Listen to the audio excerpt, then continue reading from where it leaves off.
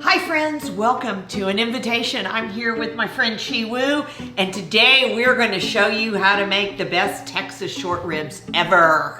Right? Yes. Okay, so here we go. So I've got these beautiful, I'm going to put some gloves on, but we've got these beautiful short ribs.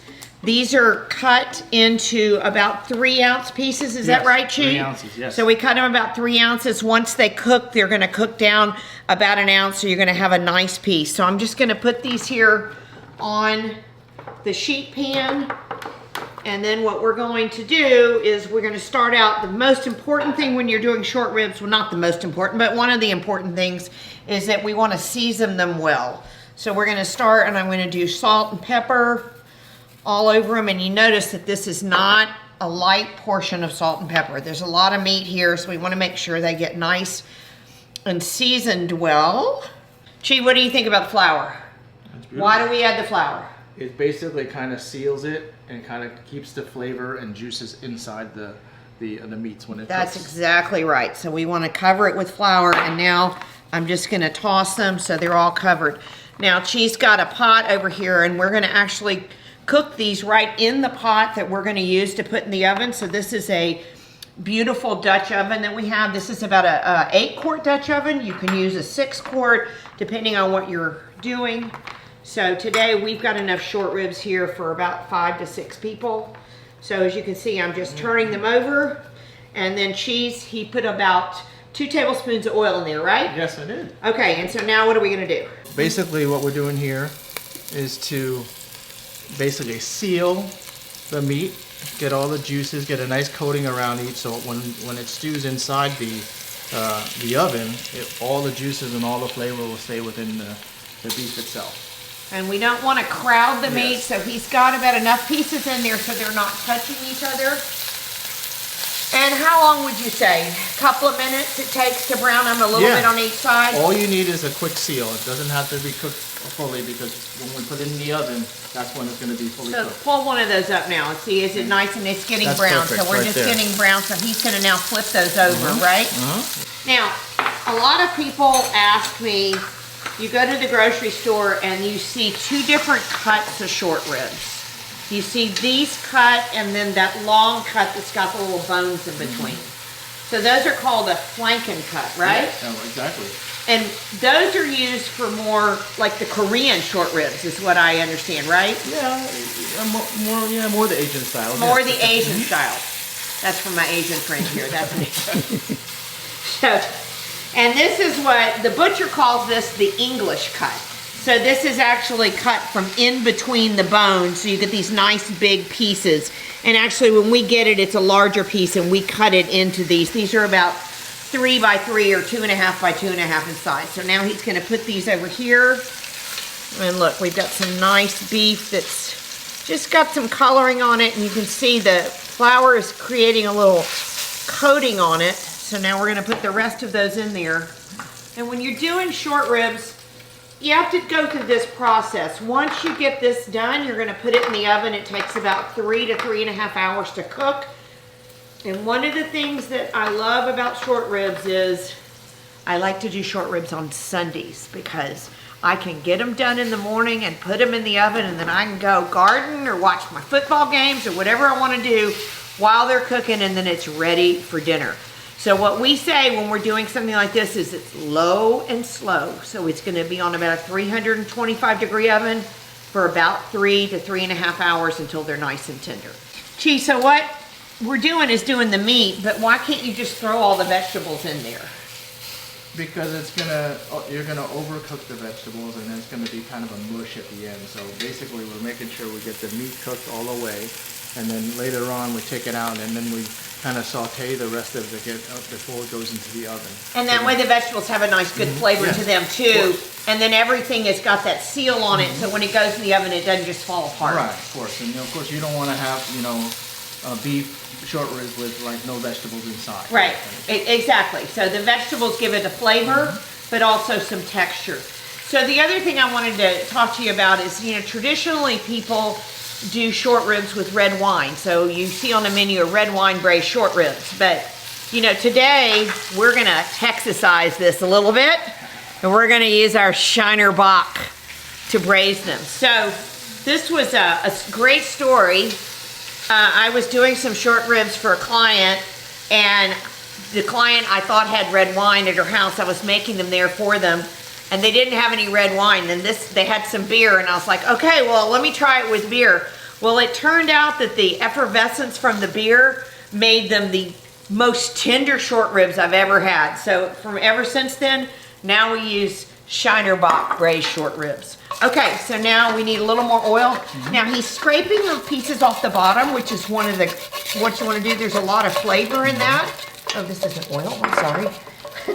I think you've got enough oil. Oh, you've got a little more oil, and that's good. Okay, so now we're gonna add the onions.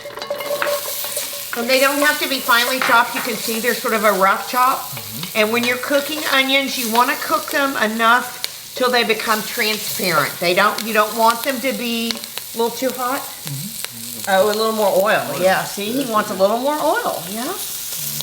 There we go. A little more oil. There we go. So now they're gonna cook, and you'll see in a minute, they're gonna go from white to this almost translucent color. And when they get to that color, they're pretty much done.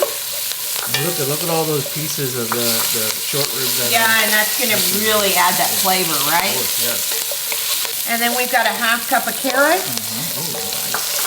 I'm gonna saute those for just a second, and then a half cup of celery. Yes, there we go.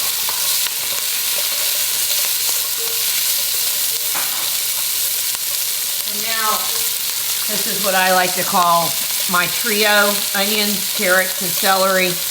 Really a wonderful base to most stews. A lot of times we use this as a base to our soups too. Yeah. Now, if you go to Louisiana, they tell you that you got to have green bell pepper in there.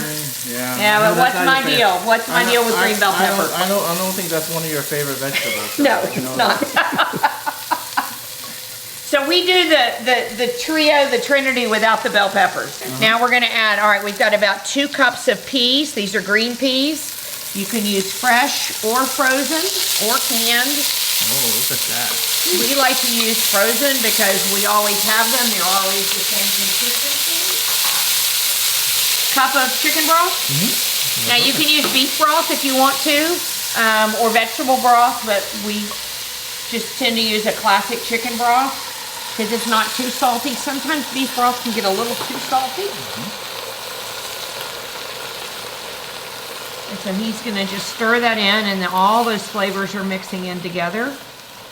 Secret's in the sauce. What's the secret? Tomato paste. Tomato paste, okay. Tomato paste is really thick, and it helps the sauce get a nice thick consistency to it. So the tomato paste along with a little bit of flour that we have on these.